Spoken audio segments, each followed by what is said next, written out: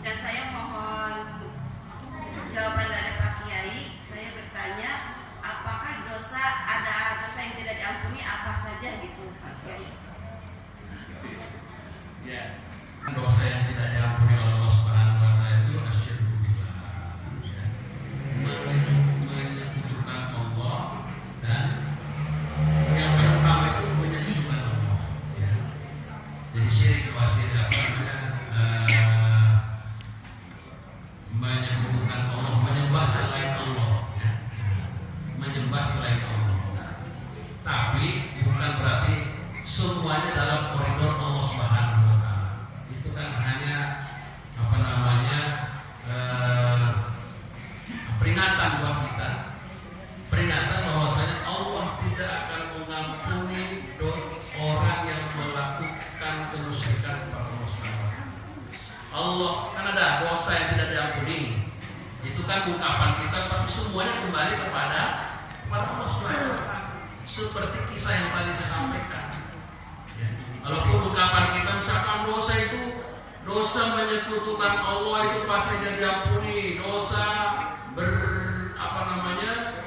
menyakiti kedua orang tua insya Allah tidak diampuni oleh Allah Subhanahu wa taala. Tapi kalau orang itu memang masih etika mau bertobat, ya pokoknya sepenuhnya diserahkan kepada Allah. Kita nggak tahu, semuanya itu ketentuan Allah Subhanahu wa taala. Saya bilang tadi, menurut penilaian orang, wah ini nggak bakalan bisa diampuni oleh Allah ini. Tapi kita nggak tahu rahmat Allah Subhanahu wa taala, ya kan? Kita nggak tahu nih, wah yang meninggal ini kayaknya sholatnya nggak ada, neraka itu, ya kan menurut kita. Tapi di hadapan Allah kita nggak tahu. Siapa tahu ada amalan tiba-tiba yang dapat mengampuni mereka, ya kan? Kita nggak tahu, ya. Nah itu sebagai apa namanya motivasi pada kita agar supaya kita menghindari hal-hal yang dilarang oleh Allah Subhanahu wa taala. Memang kadang-kadang penceramah apa pokoknya ada dosa selain ada dosa yang tidak diampuni Allah, ya. Itu kan memang apa namanya dalil, ya. Tetapi ketentuan semuanya itu pasti yang menentukan adalah Allah, rahmat Allah. Bahkan dia bilang nanti yang menentukan, walaupun misalkan kita ini sudah ibadah baik, puasanya bagus, kita nggak tahu nanti di hadapan Allah Subhanahu wa taala. Dia bilang nanti siapa tahu kita pernah menyakiti orang lain kemudian kita nggak meminta maaf. Kita nggak tahu.